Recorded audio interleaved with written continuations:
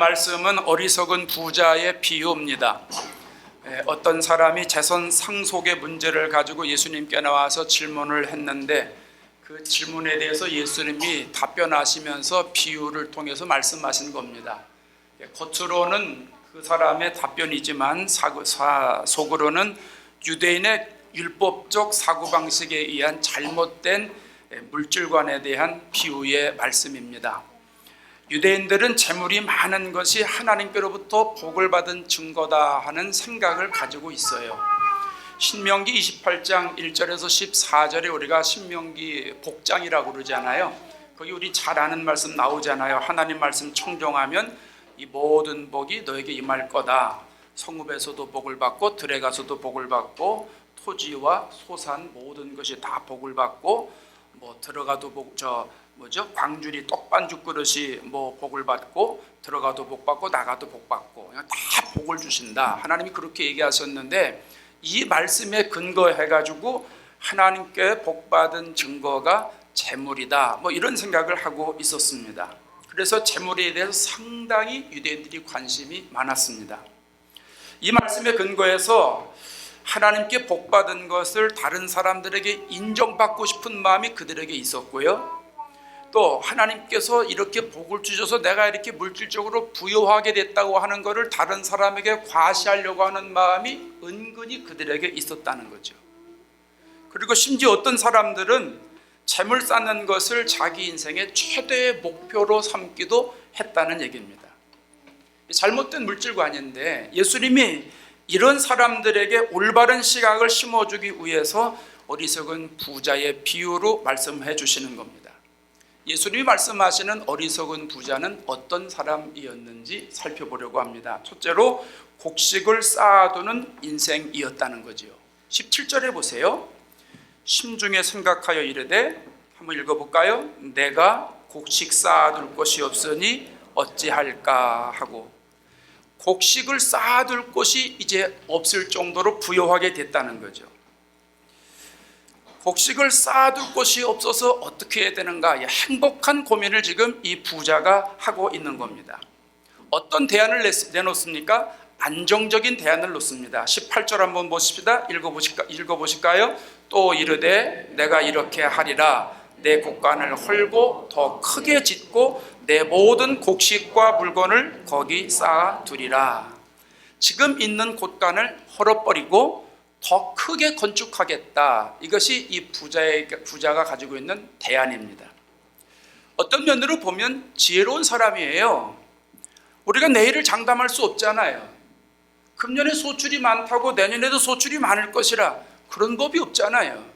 앞일을 알 수 없어요. 그러니까 곡간을 크게 짓는 것, 재산을 쌓아두는 것, 이건 미래를 대비하기 위한 투자입니다. 상당히 지혜로운 사람이라고 말할 수 있어요. 여러분, 우리도 그렇잖아요. 여러분, 금년에 예를 들어서 이제 수입이 좀 많아졌다고 그러십시다. 어느 해보다도 이제 좀 두툼해졌습니다. 그렇다고 흥청망청 써서 되겠습니까?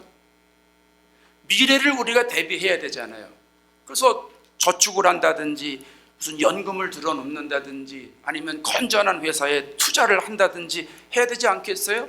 액수가 많은 사람들은 그런 일들이 우리 교인들도 있으면 참 좋겠는데, 여러분, 액수가 많아지면은 말이죠, 전문가를 초청해서 의견을 듣고 상담을 하고 그러지 않습니까? 어떻게 보면 당연한 거예요.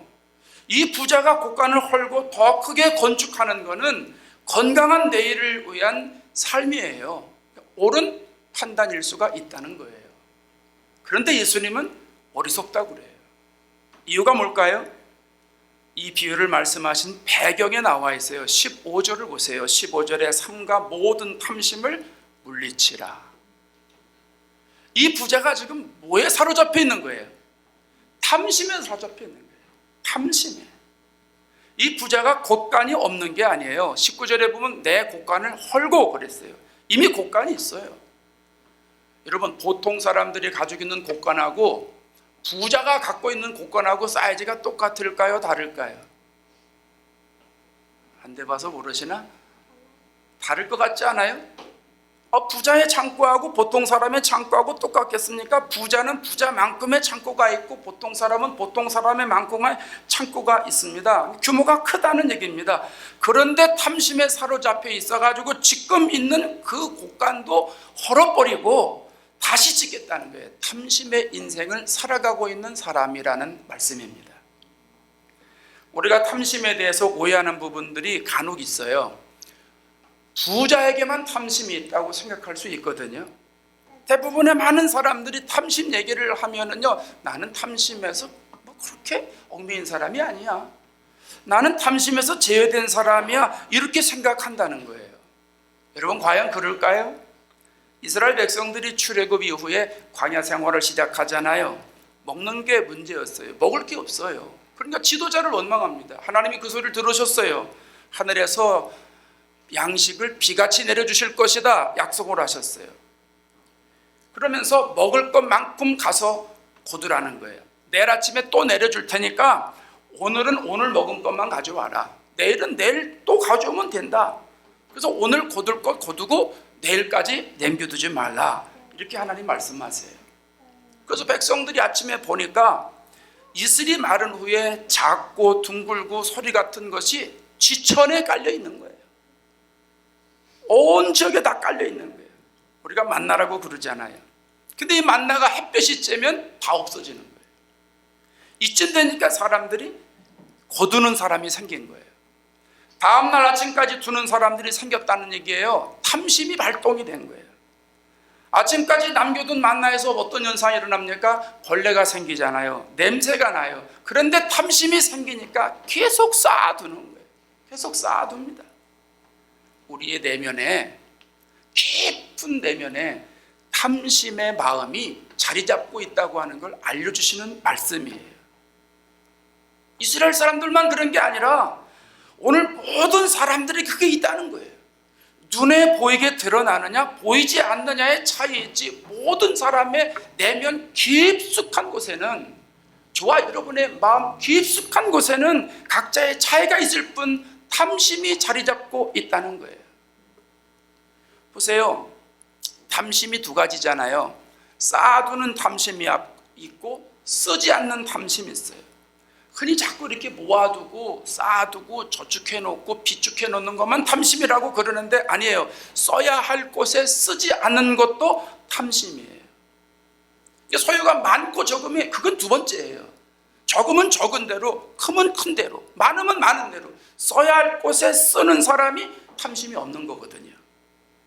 그러니까 중요한 것은 쌓아두는 것이 아니라 쓰는 거예요. 쌓아두는 사람이 어리석은 사람이고 쓰는 사람이 지혜로운 사람이에요.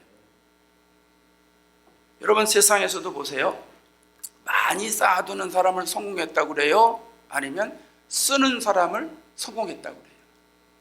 여러분 의견 어떠세요? 포브스지에서요, 해마다 세계 제일의 부자를 선정해서 발표합니다. 작년도 자료를 보면 세계 제일의 부자는 빌 게이츠입니다. 2위는 누군가? 2위 혹시 아세요? 김 집사님이신가? 2위는요 카를로스 슬림이라는 분이에요. 처음 들어보신 분 많을 겁니다. 멕시코의 통신 재벌입니다. 멕시코의 통신을 독점하는 사람입니다. 근데 1위와 2위의 소득 격차가 별로 차이가 안 나요. 그래서 맨날 엎치락 뒤치락해요. 지난 5년 동안 누가 1등 했는가? 카를로스 슬림이 1등을 했어요. 빌 게이츠는 2등으로 물러났어요.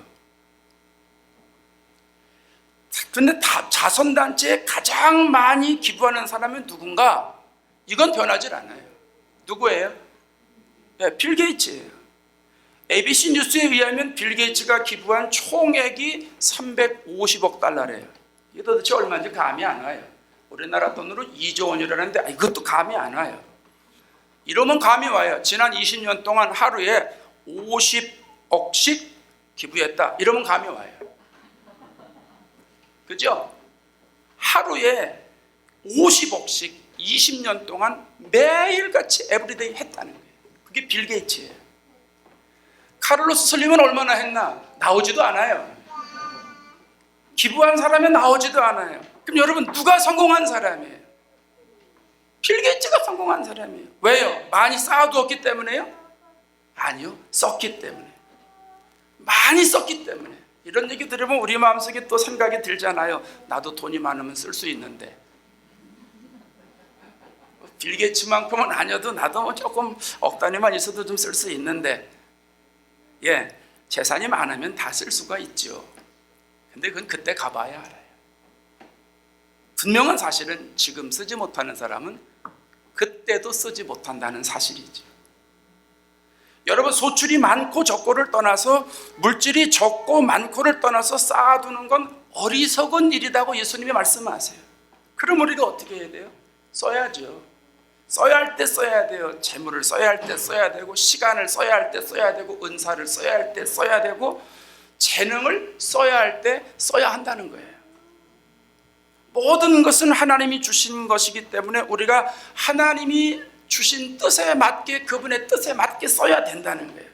하나님을 위해서 쓰는 물질을 11조라고 그러고, 이웃을 위해 쓰는 걸 구제라고 그러잖아요. 하나님을 위해서 재능과 시간을 쓰는 걸 충성이라고 그러고, 이웃을 위해서 쓰는 걸 섬김이라고 그러죠. 갈라디아서 5장 24절에 그리스도 예수의 사람들은 육체와 함께 그 정욕과 탐심을 십자가에 못 박았다 그랬어요. 우리 내면 속에 보이지 않는 그 탐심을 십자가에 못 박은 사람들이 저와 여러분이라는 거예요. 그러므로 저와 여러분 앞으로 쌓아두는 삶을 살지 마시고, 하나님이 주신 것을 하나님의 뜻에 맞게 지혜롭게 잘 쓰시는 지혜로운 분들이 되기를 바랍니다. 탐심에서 탈출하시는 믿음의 소유자들이 되시기를 바랍니다. 이게 축복입니다. 이게 축복이에요. 둘째로, 어리석은 부자는 육체를 즐기는 인생이었어요. 그 다음 절을 보십시다. 19절 한번 읽어보겠습니다. 또 내가 내 영혼에게 이르되, 영혼아, 여러 해 쓸 물건을 많이 쌓아두었으니 평안히 쉬고 먹고 마시고 즐거워하자 하리라. 이 부자는 하나님을 아는 사람이에요. 내 영혼에게, 영혼아, 이런 말을 쓰잖아요. 하나님과 관계가 있는 사람이에요. 영혼을 말하는 사람이니까 예수님을 믿는 사람이다, 이렇게 말할 수 있잖아요. 그런데 이상한 말을 해요. 하나님을 아는 사람이, 예수님을 믿는 사람이 평안히 쉬자는 거예요. 또 먹자는 거예요. 마시자는 거예요. 즐거워하자는 거예요. 평안히 쉰다라고 하는 원어는 육체의 휴식을 의미합니다. 육체를 휴식하게 만들자는 거죠. 먹고 마시는 것은 갈증을 해결하자는 걸 의미합니다. 즐기자라는 것은 육체를 기쁘게 하자라는 걸 말하는 거예요. 이 부자는 여러 해 동안 사용할 물건을 많이 쌓아뒀는데 그 이유는 자기의 육체의 쾌락을 위해서입니다. 육체를 즐기면서 영혼이 기뻐할 줄로 아는 사람입니다. 이게 대단히 착각하는 거죠. 여러분, 육체를 즐기면 영혼이 즐거워할까요? 우리 성도들 중에도 과거에 화려한 경험이 있는 분들이 있어요. 여러분 다 간증하셨고 여러분이 아시니까 얘기해도 될 거예요. 어떤 분들은 그 전에 나이트 클럽에 가서 이렇게 일했던 분도 있고요. 어떤 분은 이 술주자 주님과 아주 동행하는 분도 있었어요. 그 전에 어떤 집에 신방을 갔더니요, 이 창틀에 그 술병이 종류대로 쫙 나열해 있더라고요. 그만큼 그거하고 꽤 친하다, 이제 그런 표시죠. 다 과거 얘기예요. 옛날 얘기예요. 육체를 즐기면은요, 육체가 망가지지 영혼이 즐거워하지 않습니다. 영혼과 육신은 별개예요. 육체가 추구하는 게 다르고 영혼이 추구하는 게 달라요. 이 근본적으로 다른 거예요. 그래서 평안히 쉬고 먹고 마시고 즐거워하자 하면서 육체의 쾌락을 즐겨도 영혼은 즐거워하지 않는다는 거예요. 구약성경에 보면 술로 내 육신을 즐겁게 해야 되겠다, 낙을 누리는 것이 가장 보람있는 인생이다, 이래 생각한 사람이 있어요. 그래서 화려한 궁전을 지었어요. 정원과 과수원을 만들어서 온갖 과일나무를 다 심었어요. 많은 종을 샀어요. 많은 소를 소유했어요. 많은 양과 가축대를 소유했어요. 여러 나라의 임금들이 소유하고 있는 모든 보물을 전부 모아봤어요. 첩도 셀 수 없이 많았어요. 가지고 싶은 거 다 가져봤어요. 누리고 싶은 거 전부 누려봤어요. 육신이 하자는 대로 그대로 전부 따라서 했어요. 해 아래에서 할 수 있는 모든 건 전부 다 했어요. 그러고 나서 그분이 뭐라고 고백하는지 아세요? 스크린을 보세요. 읽어보십시다. 헛되고 헛되며 헛되고 헛되니 모든 것이 헛되도다. 누구의 고백입니까? 솔로몬이에요. 솔로몬 같이 화려한 왕이 인류 역사에 없습니다. 그런데 그 솔로몬이 자기의 육체의 기쁨을 위해서 모든 걸 다 누려보고 해보고 나서 얻은 결론이 뭐냐 하면 헛되다는 거예요. 헛되고 헛되며 헛되고 헛되니 모든 것이 헛되도다. 여러분, 사람은 육신에 욕심을 채워도 채워지지 않습니다. 우리의 육체는요, 채워도 채워지지 않는 거예요.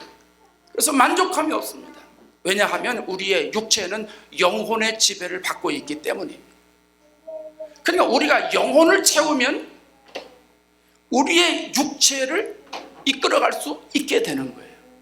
그래서 예수님께서 오셔서 뭐라고 그러냐 하면 내가 주는 물을 먹는 자는 영원히 목마르지 아니하리라. 예수님은 이 땅에 우리들의 육체의 풍요로움을 채워주시기 위해서 오신 분이 아니에요. 우리의 형통함을 위해서 오신 분이 아니에요.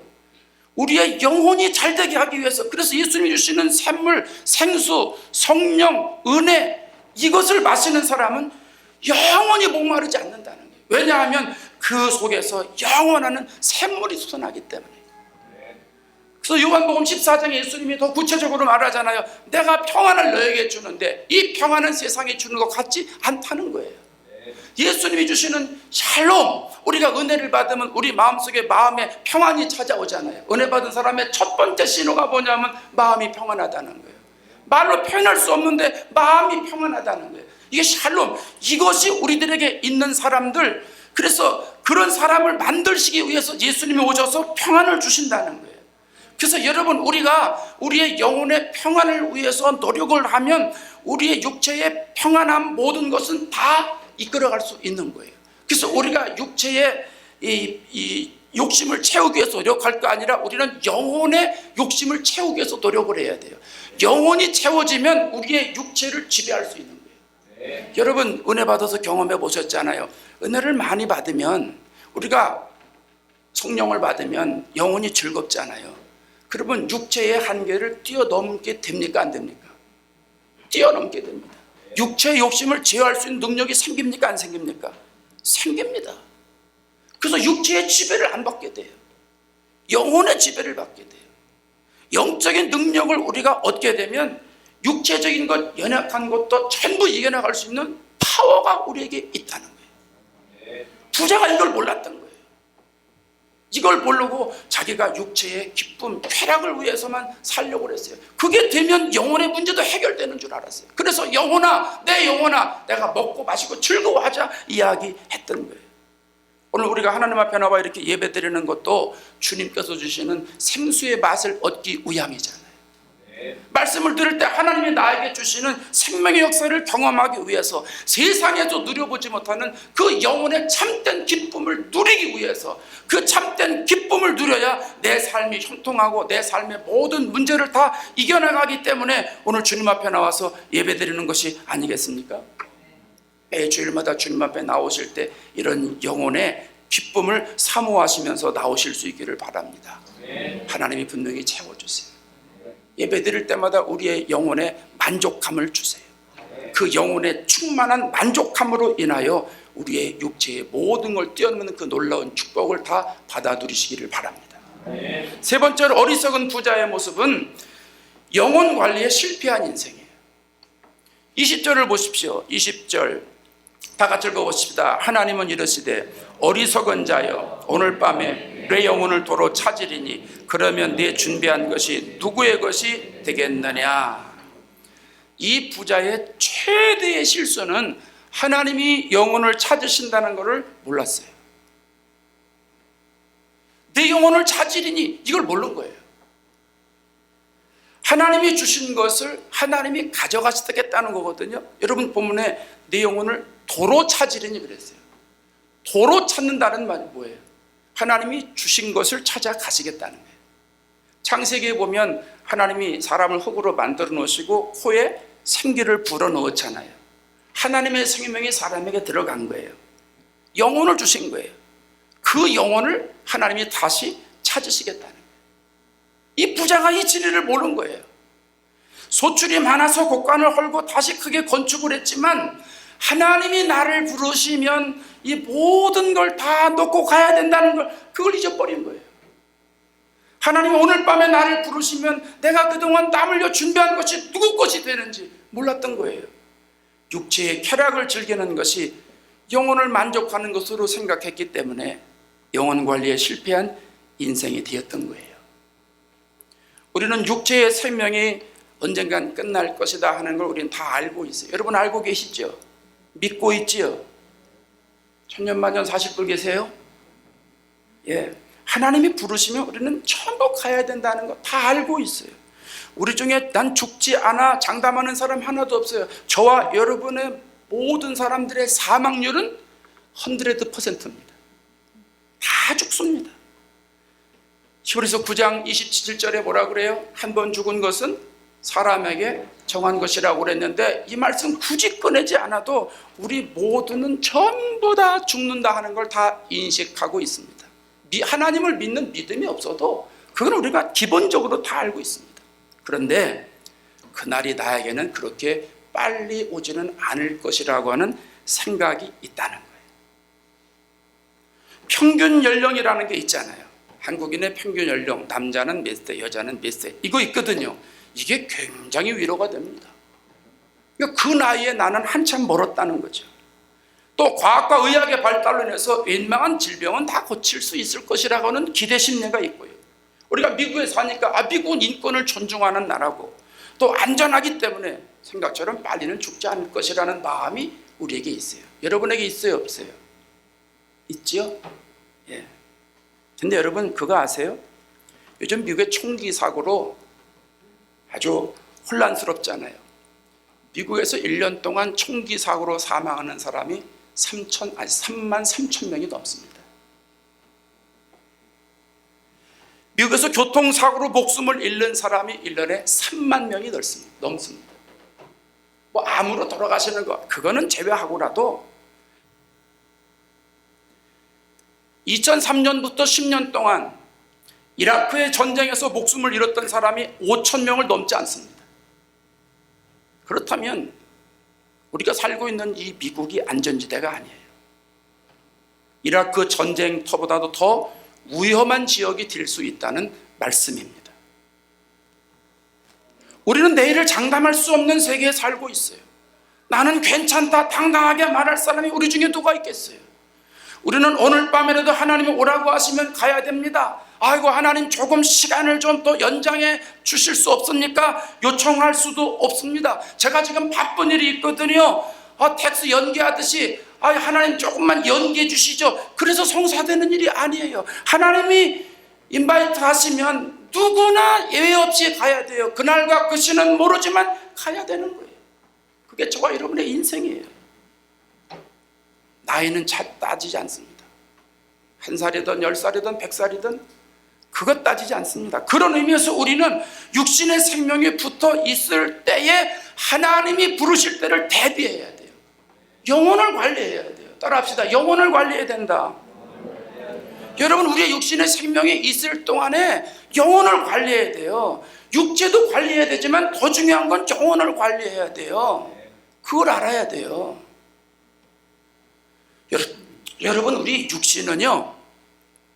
우리의 육신은 영혼을 담는 그릇에 불과한 거예요. 내 육체의 본질은 육신이 아니에요. 육체는 육체에 불과한 거예요. 시편 130편 5절의 말씀을 보세요. 한번 읽어보십시다. 시작. 나 곧 내 영혼은 여호와를 기다리며 나는 주의 말씀을 바라는도다. 내 본체가 뭐라는 거예요? 영혼이라는 거예요. 나 곧 내 영혼은, 내 육체가 내가 아니에요. 내 속에 있는 영혼이 내 본체라는 거예요. 안에 내 육신의 눈으로는 보이지 않는 영혼이 있잖아요. 하나님 주시는 영혼이 있어요. 그게 본체라는 거예요. 하나님은 내 육체를 찾으시는 게 아니라 내 육체 가운데 하나님이 보내주신 영혼을 찾으신다는 거예요. 오늘 밤에 내 영혼을 도로 찾으리니. 성경에 보면 신앙생활했던 사람들 보면요, 성공했던 사람들 보면 이 사실을 전부 알아요. 이걸 전부 알고 있었어요. 그래서 그들의 신앙 고백을 보면은요, 야, 이 사람들은 벌써부터 영혼을 하나님이 찾으신다는 걸 알 수 있었구나 하는 걸 금방 알 수 있게 돼요. 대표적으로 시편의 말씀을 볼까요? 시편에 그런 말씀이 너무너무 많이 나와요. 제가 몇 구절 소개해 드릴게요. 시편 6편 4절에 여호와여 돌아와 내 영혼을 건지시고, 내 영혼을 건져달라는 거예요. 시편 23편에 내 영혼을 소생시키시고, 또 25편에 나의 영혼이 주를 우러러 보나이다. 내 영혼을 지켜 구원하여 주옵소서. 시편 42편 1절에 하나님여 사슴이 시냇물을 찾아 갈급함 같이 내 영혼이 주를 찾기에 갈급하나이다. 전부 영혼이에요. 33편 20절에 내 영혼이 여호와를 바라며, 86편 2절에 나는 경건하오니 내 영혼을 보존하소서. 103편 1절에 내 영혼아 여호와를 송축하라. 전부 자기 영혼에 대해서 얘기를 하고 있어요. 우리가 부르는 이 찬송가에도 보면요, 고난 내 영혼 편히 쉴 곳과 고난 내 영혼 있잖아요. 내 영혼이 은총 입어 내 영혼에 햇빛 비치니.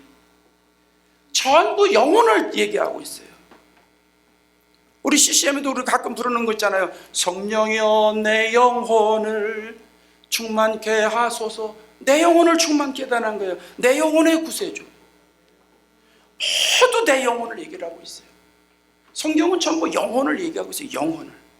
내 육체의 구원을 위해서 기도하고 찬양한 경우는 거의 없습니다. 내 영혼을 위해서 주님을 찬양하는 영혼이 되게 해달라고, 주님이 찾으실 때 영광 돌리는 영혼이 되게 해달라고 기도하고 찬양을 했어요. 그게 성경의 믿음의 사람들이에요. 그렇기 때문에 오늘 우리들도 육체가 숨쉬고 있는 동안에 주님과 친밀한 영혼이 되도록 나를 만들어야 돼요. 주님이 나를 부르실 때 내가 주님의 음성에 반응하는 영혼이 되도록 만들어야 돼요. 성령의 인도하심에 끌려다니는 영혼이 되도록 만들어야 돼요. 하나님이 요구하실 때 순종하는 영혼이 만들어야 돼요. 영혼 관리에 성공하는 인생으로 만들어야 될 줄로 믿습니다. 사랑하는 여러분, 물질을 모아두고 물질을 많이 쌓아두는 자체가 잘못된 것 아니에요. 여러분 할 수 있으면 물질을 많이 모으세요. 많이 쌓아두세요. 그 자체가 악한 게 아니에요. 자신을 위해서 곡식을 쌓아두는 인생이기 때문에 예수님이 어리석다고 얘기하십니다. 많이 쌓아둔 물건을 자기 육체를 즐겁게 하는 인생으로 만들려고 하니까, 자기를 위해서만 살려고 하니까 하나님이 어리석다 말씀하시는 거예요. 하나님이 영혼을 찾으신다는 걸 다 잊어버리고 영혼 관리에 실패한 인생으로 살아가기 때문에 예수님은 어리석다 말씀하시는 거예요. 하나님이 주신 재물과 재능과 은사와 특히 이 모든 것들을 내 자신을 위해서 쌓아두지 않고 주신 분의 뜻에 맞게 사용하는 저와 여러분 되기를 바랍니다. 하나님이 주셨으니 하나님의 뜻에 맞게 귀하고 값지고 보석처럼 쓰세요. 하나님께 부요한 자가 되셔서 영혼을 살찌게 만들어서 하나님 앞에 가면 잘했다 칭찬받는 저와 여러분 되시기를 주의 이름으로 축원합니다. 기도하겠습니다.